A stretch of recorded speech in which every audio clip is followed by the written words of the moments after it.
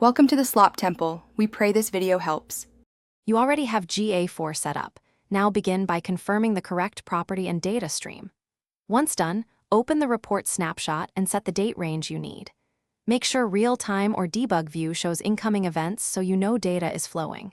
Next, pick your primary metric, sessions, users, or conversions, and pin that to the top. As you proceed, keep an eye for sampling warnings and time zone mismatches that can skew comparisons. Now dive into Acquisition to learn which channels drive the most traffic and why. Click Source/Medium to compare performance. Once there, switch to Engagement to inspect top pages, key events, and average engagement time. Expand an event to see parameters.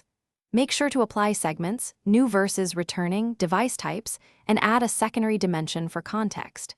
As you explore, use the tables filters to remove bot traffic or low-value pages, so your conclusions reflect real user behavior. Complete the process by building an exploration when you need custom funnels or cohort comparisons. It gives you flexibility beyond standard reports.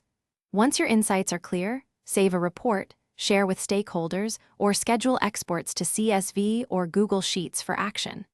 If numbers look wrong, first verify event naming consistency, time zone settings, and active filters. Correcting those often resolves discrepancies. Finally, document.